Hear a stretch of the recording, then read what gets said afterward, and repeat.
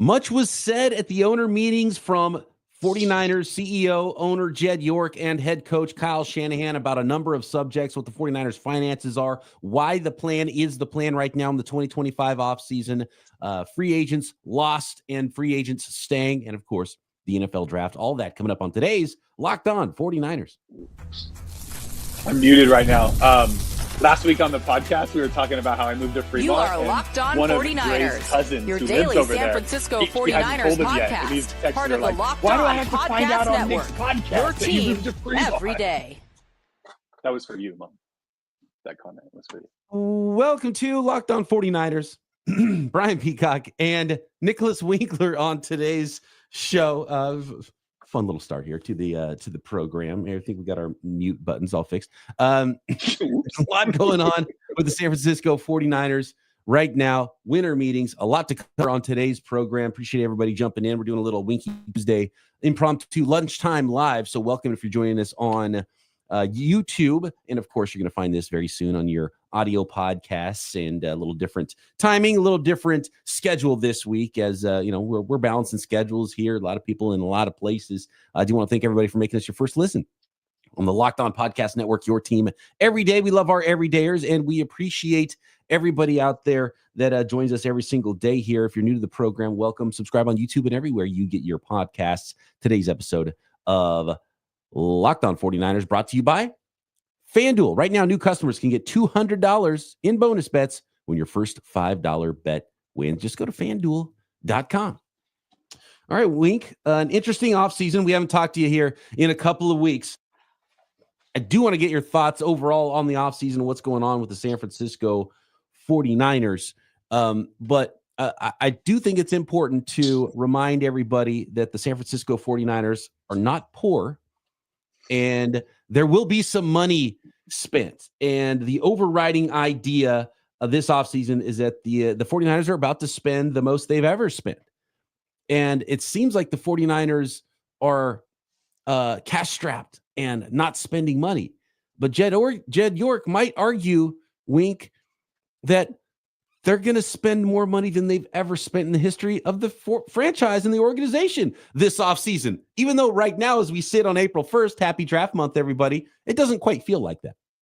Yeah, I mean, when they start putting out the numbers, right, who has the most cap space? The 49ers are always near the top. And so you get a lot of people out there. They're like, what does this mean? Why aren't the 49ers spending money? What's going on? Why are they cutting all of these people? And it's like, they got a plan, guys. You got to just let it happen, right? And we've said it all along. Like my theory behind this the whole time has been, well, they got to clear up money because you're going to sign yourself a franchise quarterback, right? Like you have to have money open up so that you can pay Brock Purdy going forward. The 49ers are going to spend money. They're always going to spend money. Their job is to go win number 6, right? I mean, that's why they're at this. That's why they do it every single year, is for that purpose. And a lot of times you do have to spend money. So they freed a bunch up. So hopefully they spend it right. I mean, don't just spend it. You kind of ran into a few of those problems, like with Javon Hargrave, things like that, where you see these great deals and at first you're like, yeah, we're winning free agency. But it's like, if they don't work out, then you actually really set yourself back for a few years. You never win free agency, Wink. Right. I think we've seen that through the history of the NFL. And, cash is a little different these days. The salary cap's a little bit different. You can probably spend a little bit more and do things a little bit more freely in free agency than you used to be able to.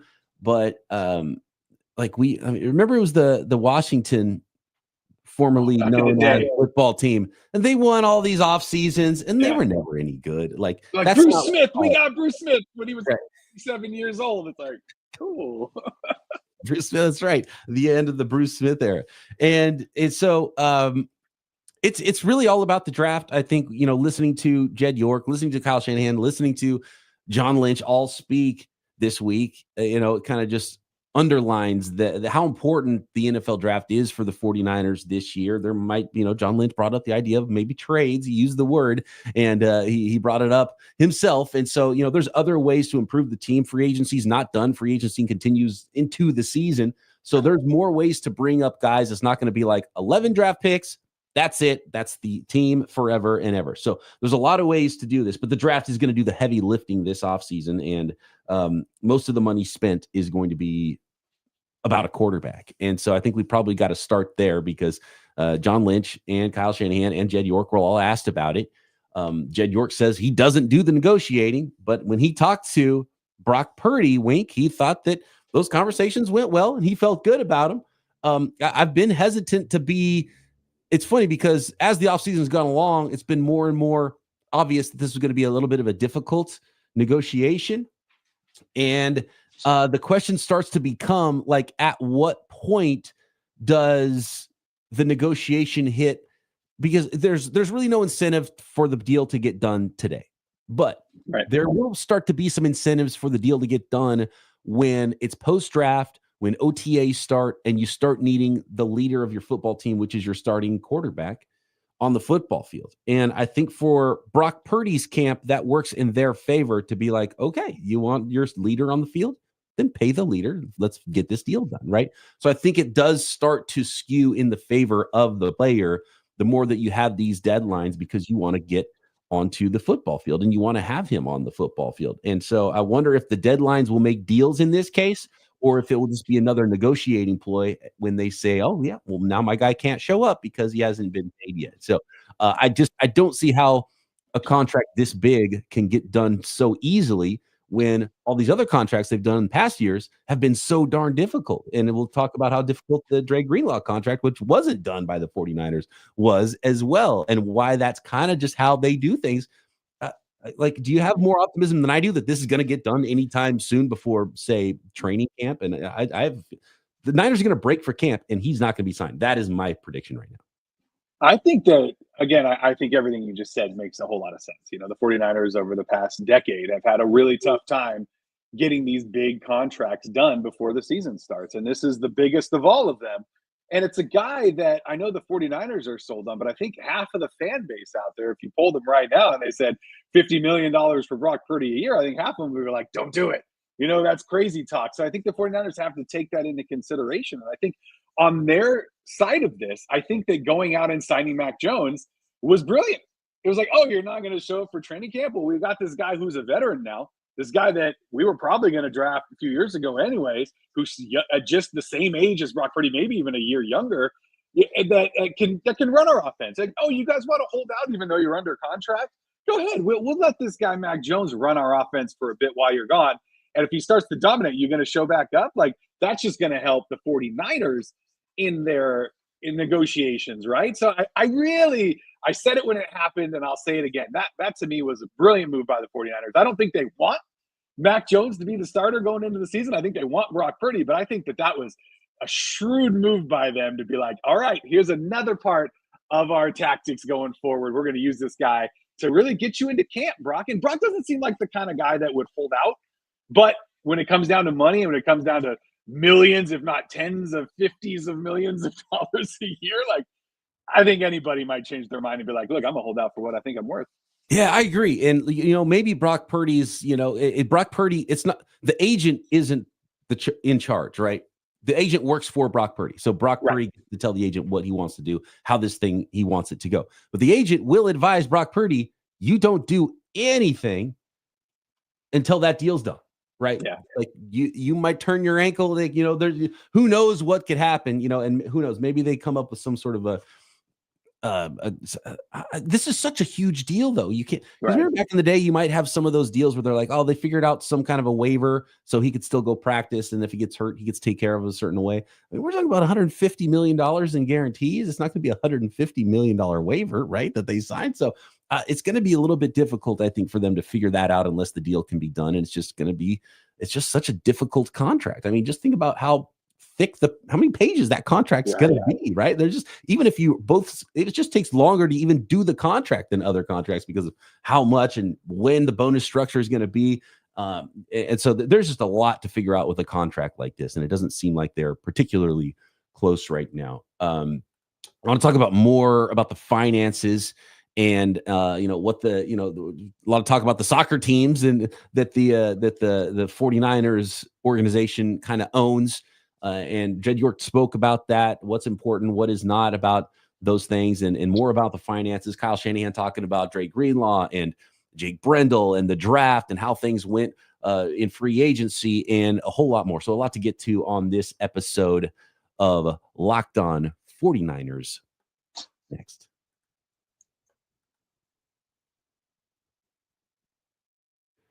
And this episode of Locked On 49ers brought to you by Monarch Money. You ever check your bank account and you wonder, hey, where'd all that money go between dining out and shopping online and entertainment and, your $9 coffee every morning, and then maybe you get another one for lunch. And that's where Monarch Money comes in, your personal CFO, giving you full visibility and control over your finances. Monarch Money isn't just a budgeting app. It's a complete financial command center. You can track all your accounts, investments, and spending all in one place. So you stop just managing your money and start building wealth.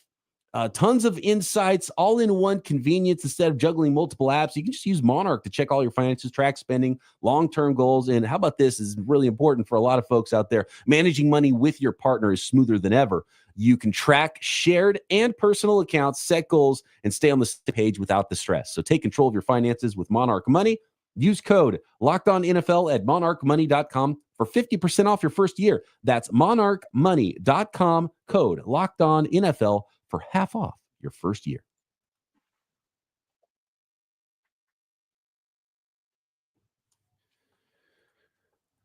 Okay, let's get back into some of the quotes from Jed York and Kyle Shanahan at the owners' meetings. And on the topic of Jed York being cheap, he was asked that very question and the word cheap being used. And Jed York's answer, and thanks to Nick Wagner of ESPN, a number of folks out there on the 49ers beat that have the transcript of all the answers typed out here. You can go find the videos of those conversations, I think, online at certain places.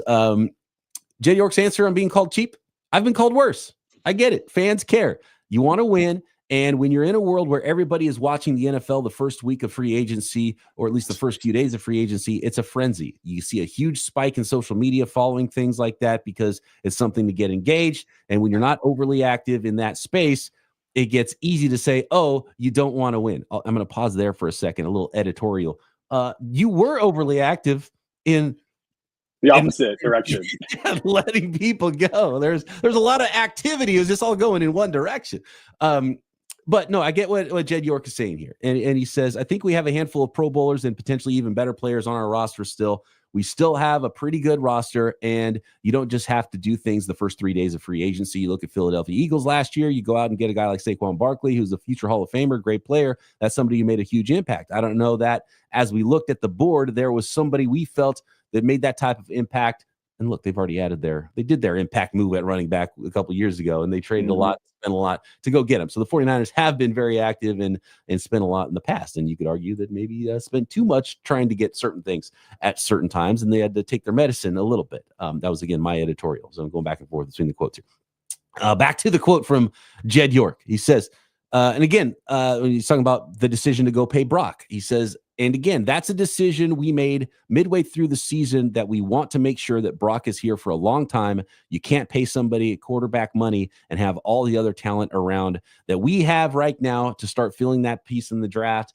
And that's the nice thing about having a lot of draft picks and higher draft picks. We have the ability to continue to supplement our team by having somebody there at the most important position for a long time. So again, Jed York basically laying it out. They're going to pay a whole lot of cash for Brock Purdy, and that means less cash for everybody else. I mean, here's the thing. When it comes to a guy like Brock Purdy, right? The 49ers like him. The 49ers want to pay him, but they can't just give him all the money in the world. You stopped in the middle there and editorialized about not being super active at the beginning of free agency. That's when they overspend.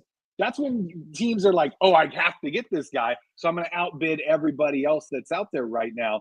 And the 49ers have done that in the past. And I like that they didn't do that again this year because they might need to overpay for their quarterback, because that's kind of what you do at the quarterback position. And it's hard to argue with a statement like that, right? I mean, they make a lot of sense. When you pay your quarterback that much money, you do have to get rid of some other guys, and you got to find guys in the draft and other places where you'd like to be able to pay a veteran or pay a free agent to come in. But when you're giving a guy $50, $55, $60 million a year, it has to come from somewhere else, period. Especially when it goes from 1 million to 60 million.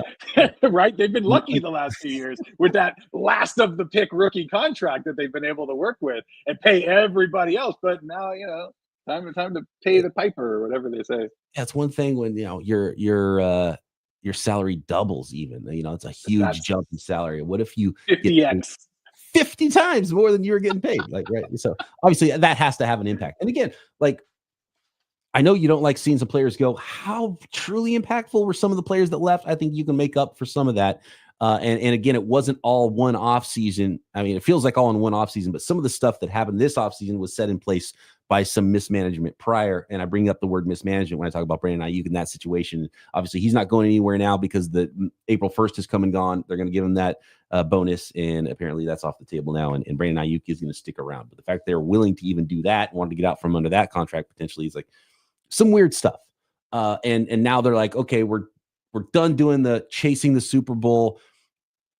We lost the Super Bowl, so we're going to gear back up and go all in again. That hasn't worked. It hasn't worked multiple times now. So now they're going to go, okay, well, what did work for us? Well, when we built this thing naturally through the draft, that's how this team was built and got good in the first place. So we're going to do that now instead, which is probably the smart way to go about it. Yeah. On paper, the roster looks worse today, clearly, than it did certainly in 2023 when they did make it to that Super Bowl. More here from Jed York. And this one he told Mike Garafolo on the Brock Purdy deal, just last note on Brock Purdy, quote, "I don't think we're that far apart. I think we can sit down and get something done. Whenever he's ready, we're ready." So it almost sounds like the Brock Purdy is kind of slow playing this to talk at the right time, which kind of brings up, deadlines make deals, OTAs. Can they get a deal done? So we'll see what happens there.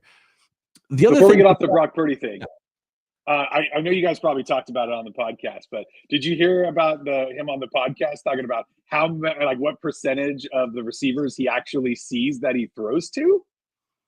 Yeah, a lot of people made a big deal about that.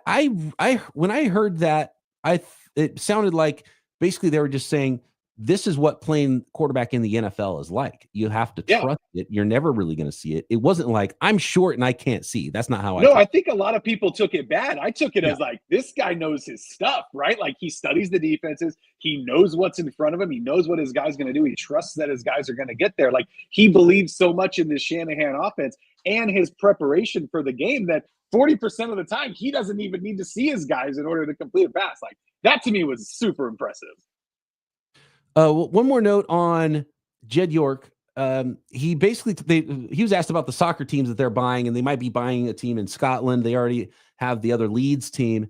And basically he said that the finances for those soccer teams have exactly zero bearing on the 49ers football operation. So that is unrelated. So all the stuff going on in the 49ers is Brock Purdy cash related, not soccer related. And then on the idea of selling a minority stake, and there was reports that the 49ers might sell 10% of, a $9 billion valuation, which would mean, $900 million potentially coming to the DeBartolo York family. And his answer was that it was a family conversation.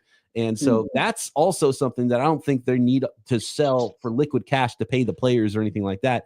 That is them liquidating their multi-billion dollar franchise into money for the family. That's people going on vacation and buying yachts. And there's a lot of DeBartolo Yorks out there. I don't know how much stake each one has. And so they all get a little bit of cash, because it's like if you have this collection of baseball cards in the attic, that might be certain value, but you don't have the cash to spend unless you start selling some of those baseball cards. And that's what they're doing right here. And recently the NFL changed the rule that you could sell to basically venture capitalists essentially just come in and buy as a investment, buy parts of organizations. And so that's just a cash machine for NFL teams. And the Eagles did it recently. A whole bunch of teams are going to start doing that, because when you have a $9 billion valuation, you can sell a non-controlling section of your football team and your family gets $900 million to play with. And I think that's all that is just, it's a cash machine now for the 49ers. Well, I think for me, when I invest, I always, if it starts to go up and up and up, I'm like, okay, at some point I'm going to take back out my original investment, right? And be like, okay, now everything that's in there, I don't have to worry about the risk, because that's all profit. It's like what you do in Vegas, right? At some point you're like, okay, This is my original investment, and I'm just playing with house money at this point. So if you've got it, and like you said, it's a non-controlling part of the team. If you could sell it and get $900 million to give your family, and college tuition isn't free, like right. I don't know what college it costs $900 million, but no, I get your point. I do get you. It's one thing I don't like about this, and it's not just the 49ers. It's not just the NFL. It's not just, it's everything in sports. Is every step. Saw the A's play their first home game in Sacramento, right? They're waiting for a stadium to get built in Las Vegas. If that even is happening, I'm not even sure if that's really done deal yet. But every step of professional sports, it doesn't matter the sport. Every step is just another inch away from community and closer to corporate, which it's a terrible thing. And I don't like that. But that's how the quarterbacks can make $50+ million a year too. Yeah, TV deals, and that's I mean, it all comes down to money, right? Yeah, and remember, and don't fall into this trap. Fans always say this, and I scold them every time. Oh, it's not my money. Oh, it's not your money. Oh, how really? much did that jersey cost that you're wearing? How much does a beer and a hot dog cost at a stadium? How about taking a family of 4 plus parking and going to a professional ball game and tell me it's not your money? It's absolutely right. Good call. Next, Kyle Shanahan speaking about the roster. What happened with Dre Greenlaw and some competition to come to a 49ers roster more than ever near you. Next.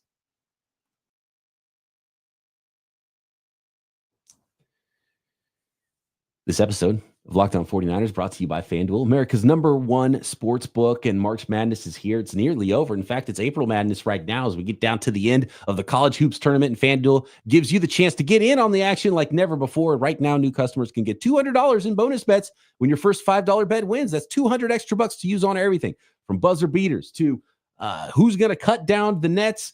And with tournament games happening all the time, there's always something exciting to bet on. And speaking of always exciting something to bet on, Major League Baseball getting going this week. You got NBA, you got NHL, and of course, it's draft month. Tons of NFL draft props as well. My favorite way to bet on the NFL all year long is actually the NFL draft. You can have a little bit of advantage if you know what you're looking at with the draft. And if you listen to the show, you probably have a good idea of what's going on. And all you got to do is visit FanDuel.com to get in on all of that action every single day, all season long. Again, that is FanDuel.com.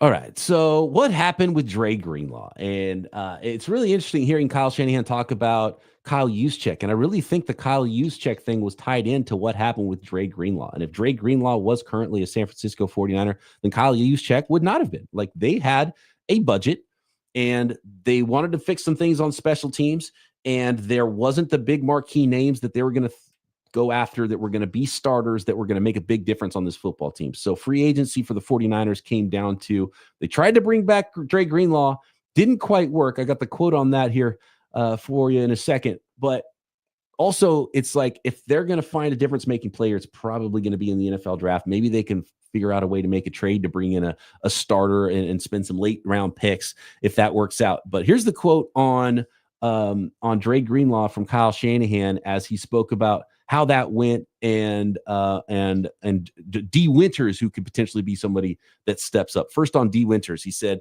he plays to our style. He loves to run and hit. I think he got a taste of that last year. I think we all did. Now I think he's just working on his body, trying to improve so he can stay healthy and play the way he does through 17-game season. But he's shown that potential, and we'll bring in some competition here in the draft. Hopefully we've got some younger guys and not many that have played, but there's going to be a lot of open spots there. And I think we got some hungry guys who are excited to earn it. So there's going to be a competition. D. Winters is going to be part of that competition at linebacker to replace Dre Greenlaw. And it's interesting as they talked about Dre Greenlaw and how that process worked out. And again, this goes back to how the 49ers negotiate, and they slow play things, and they lowball guys, and these negotiations take forever. And Kyle Shanahan talked about how, well, there's so many things going on. And, it's not just one conversation with one free agent and Dre Greenlaw. We've got all these free agents and all these conversations happening. And then all of a sudden they realize, oh, we're going to lose Dre Greenlaw, but it's not done yet. So Kyle and John go fly to hang out with them.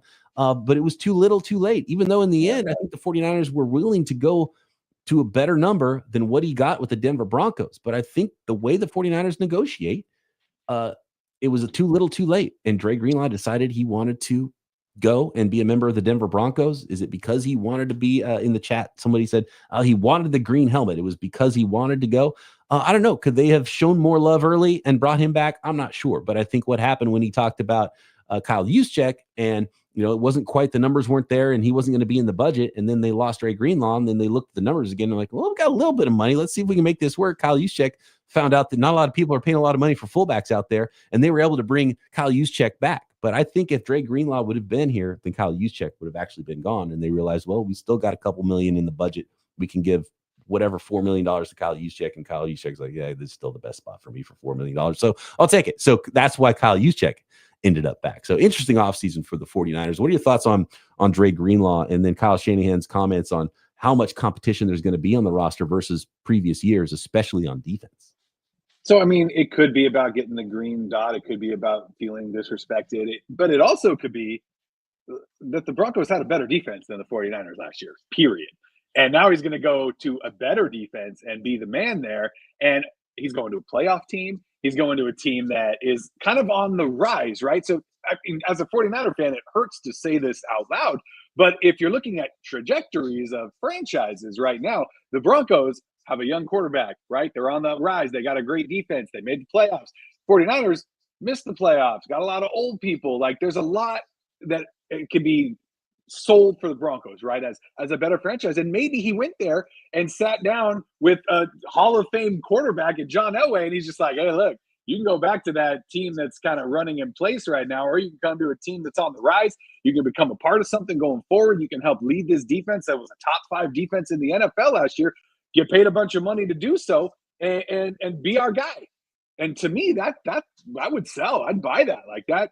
If he wants to be the guy, and on a great defense, I don't know if there's a better place right now than to play for the Denver Broncos. So I don't hold it against Dre Greenlaw. It hurt that we lost him. And this hurts hearing you say this stuff about the 49ers had a chance to sign him for near the same price. But he's coming off of a big injury, right? Dre Greenlaw is amazing. But if Dre Greenlaw is slow or if Dre Greenlaw is hurt, then that's just money being flushed down the toilet. So I love Dre Greenlaw. At the end of the day, G. Winters is no Dre Greenlaw. Maybe he'll become Dre Greenlaw someday. Maybe he'll become 90% of Dre Greenlaw, which is still pretty good in the NFL. So I didn't like to see him go, but it seemed like a lot of money to pay for a guy coming off a pretty serious knee injury. Look, with Dre Greenlaw, I don't think it was going to be smart money. I don't think it ended up being that much money, but at the same time, I don't know if off-ball linebacker is the place that you need to be spending that much when you're already paying a guy who's still better than Dre Greenlaw and Fred Warner. And just the idea of expecting Dre Greenlaw over the next 2-3 years to be healthy and play a lot of games, I just don't think that's necessarily a smart bet and smart money. And there's some linebackers in this draft, and I think they're going to draft one in the first, 100 picks for sure. Maybe draft a couple guys, and it's going to be some competition. As Kyle Shanahan said, actually the official quote from Kyle Shanahan on that defensive competition, he said, quote, going into this season, going into OTAs, going into training camp, I do feel there will be as much competition on our team for starting spots as there ever has been or has been in a while, especially on defense, but we kind of want to create that everywhere. We haven't had that for a while. So we're going to go into this draft, hopefully add 11 people. We'll see how that plays out, add them into our OTAs, and hopefully we'll have some really good competition come training camp. So a lot more competition than we've seen from this, Super Bowl caliber roster in recent years, and probably a good idea that they're going to focus on the defensive side of the ball, because he was talking about Jake Brendel, and everyone thinks that Jake Brendel's garbage and wants him gone. Jake Brendel's not going anywhere. He talked about studying centers and how good he thinks Jake Brendel is. Reminds me of the Cassius Marsh quote. Remember, it's like, it's going to be really tough to beat out Cassius Marsh. And it turned out, it wasn't that hard to beat out Cassius Marsh, because they happened and they weren't good until they actually found it better. I don't think it's quite to that level, but Jake Jake Brendel is not a player the 49ers are trying to kick out the door and replace. Colton McKivitz at right tackle is not a player the 49ers are trying to currently replace. And so, you do have some ability to add an offensive lineman, and you might find someone who's a future tackle that even starts at guard or maybe even replaces Colton McKivitz in year 1 in the first round at pick 11. But I don't know if I would expect a ton of offensive line in this draft early. I think it's going to be defensive line, linebacker. I think it's going to be a lot of defensive players early in this draft. And I think Kyle Shanahan pretty much told us that. Yeah, I think you're spot on when it comes to all of that. And you will see some offensive line guys drafted, but it'll be later in the draft. It'll be depth. It'll be guys to come in and challenge, because you've said it a couple of times here. It's a phrase we've used a lot in the past. Iron sharpens iron, right? You bring in a bunch of guys, you have some great competitions, and camp goes well, and you start the season off on the right foot. Absolutely. One quick note here, and everybody's favorite conversation is about kickers. And Kyle Shanahan did confirm that the 49ers are going to bring in a veteran kicker to compete with Jake Moody during training camp. And the way Kyle Shanahan put it was they're going to bring in somebody who Jake Moody has to think about. I like that this guy can beat him out, that he's going to. So there's going to be a competition in camp, and it's going to be a veteran kicker. And I don't know what the name of that player is quite yet. We'll find out who that is. But please, God, let's not make it a third round rookie to compete with him, right? No more rookie kickers. No more. Keyword veteran kicker. Yeah, somebody. Yes, please. So kicker competition in camp, defensive competition, defensive line, linebacker. I'm for it, man. I think this team does need a little bit. Guys get a little too cushy out there. I mean, and even Jake Brendel, and I get it. You don't want to replace Jake Brendel. You don't want to replace Colton McKivitz. Well, still, you should bring in some guys that make them a little uncomfortable.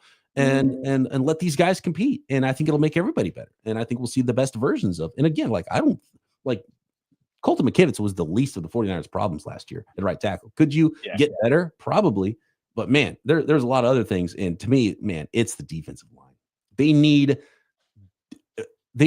at least it'd be nice to have multiple difference makers on the defensive line wing, but you got to be able to expect that through the draft, through the first few rounds, they've got to find one difference-making, clear starter on the defensive line, and at least another guy who can be a rotational player to at least give you some juice in year 1 as a rookie. And so that means that by the end of, even by pick 75, I think 2 of those first 3 picks got to be on the defensive line. I mean, outside of Bosa, they miss on defensive linemen, right? Early picks. You got Kinlaw, you got Drake Jackson. I mean, Solomon Thomas, a lot of these guys, they don't have a great job of scouting those guys. So if they do spend an early pick, make sure you hit it. Some later picks too. Remember Robert Beal? It's like, man, he's got all this height, weight, speed. And it's like, well, he never produced in college because he's not that good of a football player. Turns out still not that good of a football player. And so all of a sudden become good. The right strategy for them might to be kind of less worry about the upside less and worry about the floor more, and maybe draft some players that are maybe not quite aliens athletically, but guys that were just really good football players. Got to try something different, because what they've been doing hasn't been working on that D-line in the draft. And look, a lesson to always remember, because we get, throughout the spring, and we look at the NFL draft, and you get the combine and pro days, and you start looking, this guy's this tall and he's this fast. Ooh, look at these workout numbers, and look at this, and he looks so good in shorts. And remember, you think about all the hits the 49ers have had, all the good players, Brock Purdy at the last pick of the draft, all those 5th rounders, Kittle and Hufanga and Dre Greenlaw and Diamador Lenore. And you think about Jennings. What's the commonality of all these hits? These dudes are nasty, play their asses off. So tough guys. It's not all about height, weight, speed. Now, some of these guys have some height, weight, speed as well, but how you wire it's neck up, man. It's still these guys are freaks of nature, but it's still a game played from the neck up in a lot of ways. So don't forget that when you're scouting these players for the 2025 NFL draft. Of course, Croc and I going to do it up for next episode. Speaking of linebackers, we're scouting some linebackers, future 49ers, potentially who we like, what we like on tape from those guys. And Wink, as always, appreciate you jumping on with me, man. My pleasure, buddy. Thanks, everybody, for making us your first listen. Subscribe on YouTube and everywhere you get your podcasts. Croc and I back tomorrow right here. Locked On 49ers. See you. Mom, meatloaf.